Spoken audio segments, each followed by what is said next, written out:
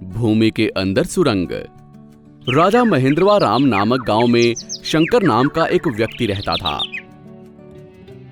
एक दिन वो अपने दोस्तों से इस तरह से बातें कर रहा था। क्या यार, ये जिंदगी भी बड़ी अजीब है। कोई कमाई नहीं, ना ही खुशी। जीवन में बहुत बोर हो रहा हूँ। तब उसका दोस्त कहता है, बिना काम काज के ऐसा ही लगता है। अगर कुछ काम करने के लिए होगा तो हाथ में पैसा भी आएगा और खुशी भी मिलेगी। वो ऐसा कहता है।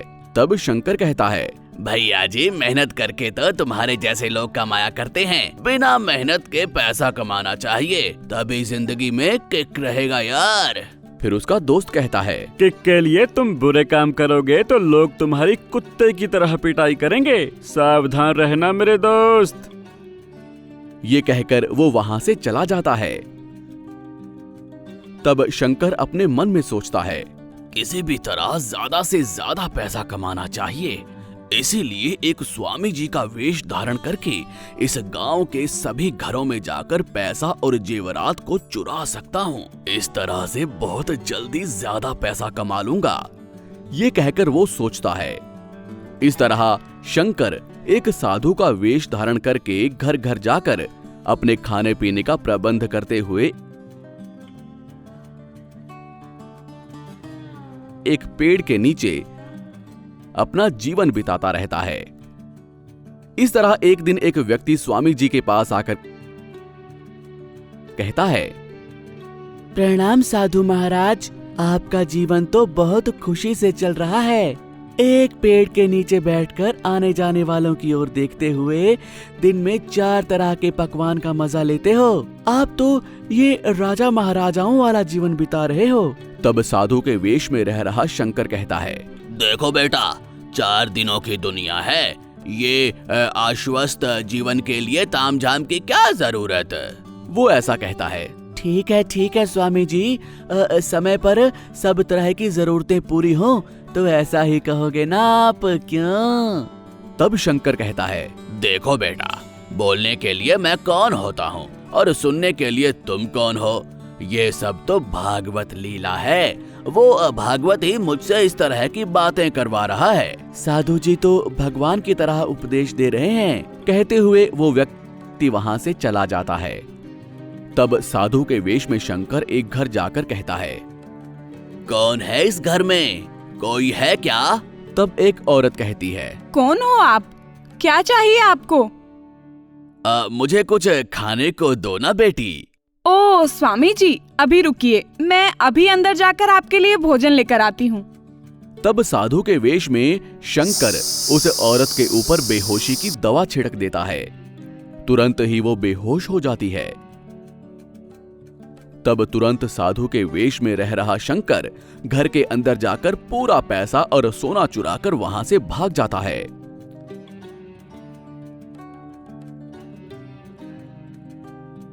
इस तरह से चुराया हुआ सामान वो एक रहस्यमयी जगह पर एक सुरंग में छुपा कर रखता है।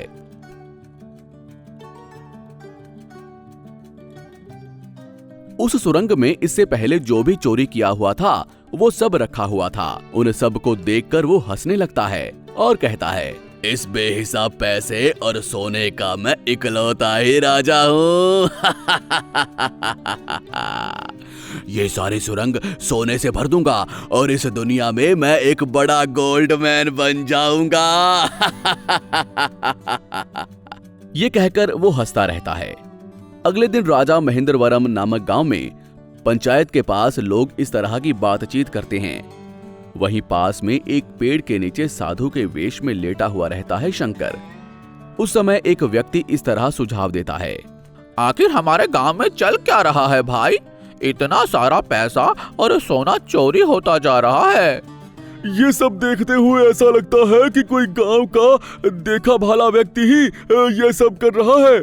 ये सब सुनकर एक बूढ़ा व्यक्ति कहता है, हाँ, ठीक है, चाहे कुछ भी हो जाए, आगे से इस तरह की चोरियां नहीं होनी चाहिए, इसीलिए कुछ उपाय सोचिए। एक व्यक्ति कहता है, ऐसा ही है तो हमें पुलिस को सारी बात बता देनी चाहिए।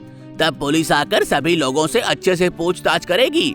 इतना ही नहीं, उनके पास चोरों को पकड़ने के लिए ट्रेंड किए हुए कुत्ते भी होते हैं। वो कुत्ते सूंघकर चोरों को पकड़ लेते हैं। तब बूढ़ा आदमी कहता है, हाँ, ठीक है, हम लोग ऐसा ही करेंगे। अगले दिन राजा महेंद्रवाराम नामक गांव में पुलिस आती है। गांव के सारे लोग पुलिस के पास जमा हो जाते हैं। तब इंस्पेक्टर कहता है, बोलिए, आपकी क्या समस्याएं हैं? ये सुनकर एक व्यक्ति कहता है, नमस्कार साहब, मेरा नाम वीरू है। देखो मिस्टर वीरू, मैं यहाँ जनगणना करने के लिए नहीं आया हूँ, इसीलिए मुझे क्या हुआ है ये बताओ, यही काफी है। तब दूसरा व्यक्ति कहता है, देखिए इंस्पेक्टर साहब, हर दिन हमारे गांव में बहुत सारी चोरियां हो रही हैं। बहुत सारा पैसा और सोना चोरी हो गया है। ये सुनकर इंस्पेक्टर कहता है, अच्छा, सिर्फ पैसा और सोना ही गायब हो रहा है और कोई मनुष्य भी गायब हो रहे हैं क्या? तब एक व्यक्ति, हर दिन इस पेड़ के नीचे एक साधु लेटा रहता है, पता नहीं आज कहाँ गायब है। तुरंत ही इंस्पेक्टर, अच्छा ये बात है, इतने दिनों से यहीं रह रहा था, जब हमारे आने की खबर हुई तो गायब हो गया। तब पुलिस वाला कुत्ते को इस तरह से कहता है, Tommy, go and catch the thief. ये सुनते ही वो कुत्ता पेड़ के नीचे सोए हुए साधु की स्मेल सूंघकर भागते हुए जंगल की ओर जाता है और पुलिस और गांव वाले भी उसके पीछे भागते हुए जाते हैं। तब वो कुत्ता एक सुरंग के पास जाकर रुक जाता है।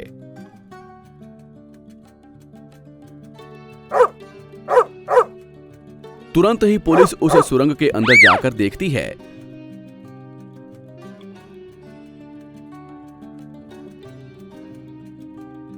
तो साधु का वेश निकालकर ठहरा हुआ शंकर मिलता है। उसे देखकर इंस्पेक्टर इस तरह कहता है, हेलो मिस्टर क्रिमिनल, तुमने जो साधु का वेश धारण करके चोरियां की है ना, उन सब का पर्दा फाश हो चुका है। इसीलिए ये पैसा और सोना हमारे हवाले करके खुद को सरेंडर कर दो, कम से कम तुम्हारे प्राण तो बच जाएंगे। ये बातें सुनकर शंकर खुद को सरेंडर कर देता है। तब इंस्पेक्टर पैसा और सोना गांव वालों को देकर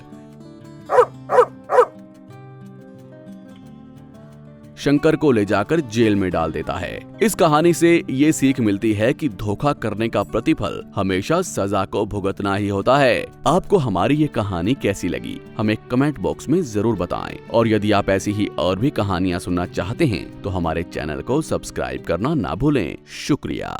चिकन और मटन व्यापारी। एक गाँव में कृष्णा नाम का एक कंजूस आदमी रहता था। कृष्णा हर चीज में कंजूसी करता था। कृष्णा की एक मटन की शॉप थी, जिसमें वो बचा हुआ मटन फ्रिज में रखकर बेचता था। कृष्णा के पास रामू नाम का एक आदमी मटन शॉप में काम करता था, पर मटन शॉप सिर्फ कृष्णा का ही था। एक दिन एक आदमी मटन शॉप पर आता है और कृष्णा से कहता है, कृष्णा, घर में मेहमान आए हुए हैं, अच्छा और ताजा मटन 2 किलो बांध दो। जी जरूर, सब ठीक है ना भाई? हाँ, सब ठीक है। कृष्णा इतने में अपने नौकर से धीरे से कहता है, रामू, फ्रिज में मटन रखा हुआ है, वो निकाल कर चुपके से टेबल पर रख दे। अगर मैं निकालूंगा तो इस बंदे को शक हो जाएगा। रामू मन ही मन सोचता है, वो 2 दिन का मटन है, उस आदमी के घर में मेहमान आए हुए हैं, अगर वो इस मटन को खाएंगे तो बीमार हो जाएंगे, गधा कहीं का, नालायक कहीं का। मन ही मन कोसते हुए वो मटन निकालकर टेबल पर रख देता है। कृष्णा उस मटन को पैक करके उस आदमी को दे देता है। वो आदमी, क्यों कृष्णा, मटन ताजा है ना? हाँ, एकदम ताजा है। मैं अपने यहाँ बासी चीज बिल्कुल भी नहीं रखता हूँ। अरे, मैं तो मजाक कर रहा था। ठीक है, मैं चलता हूँ। ये कहकर कृष्णा को पैसे देता है और वहां से चला जाता है। कृष्णा रामू को बहुत कम तनख्वाह देता है और रामू मन ही मन कृष्णा को कोसता था। अरे ओ गधे, सड़े हुए आलू जैसे मुंह, मेरे पिताजी के खर्च की वजह से मैं तेरे पास आ गया हूँ। इन थोड़े पैसों का मैं क्या करूँ? जी करता है कि मैं ये तेरे पैसे तेरे सर पर मार दूं, सड़ी हुई भिंडी जैसे नाक वाले। क्या हुआ? क्यों ऐसे मुंह खोल के खड़ा है? जी गुरुजी, वो आपने पैसे दिए ना, तो मैं सोच रहा हूँ कि इन पैसों को कितने दिन खर्च करूँ। आप तो बहुत महान है, इतने सारे पैसे दे दिए मुझे। अरे नहीं नहीं, ऐसी कोई बात नहीं है, तुम आराम से खर्च करो। गुरुजी, अब मैं नौकरी छोड़ना चाहता हूँ। अपने पिता का लिया हुआ उधार ब्याज समेत भर कर छोड़ दो। पिछले महीने तो आपने 4 महीने की पगार काट ली थी। वो सूद था, असल अभी बाकी है। ठीक है, मुझे 1 महीने का वक्त दीजिए, मैं उस समय असल भी दे दूंगा। ठीक है, तुम्हें 1 महीने का वक्त देता हूँ। अगर तुमने इस महीने सारा कर्जा नहीं चुकाया तो तुम्हें मेरे पास पूरी जिंदगी नौकरी करनी पड़ेगी। ठीक है मालिक। ये कहकर रामू वहाँ से चला जाता है।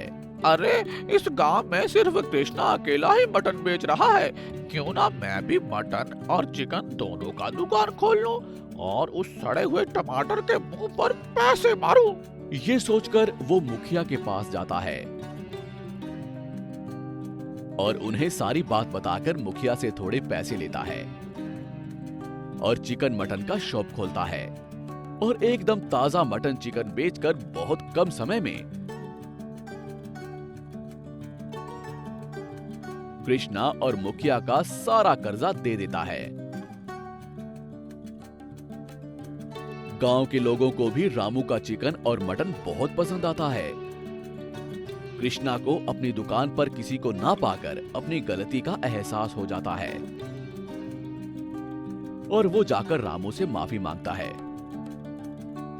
अरे रामू, मुझे माफ कर दो, मेरी वजह से तुम्हें बहुत परेशानी उठानी पड़ी। ये लो तुम्हारे पैसे। तुम्हारे पिताजी का कर्जा बहुत पहले ही पूरा हो चुका था, लेकिन मैं लालच में आ गया था और तुमसे काम करवाता रहा। मुझे माफ कर दो रामू। अरे कोई बात नहीं सर जी, आप ही के कारण तो मैं यहाँ दुकान लगा पाया हूँ। ये कहकर दोनों एक दूसरे के गले मिलते हैं।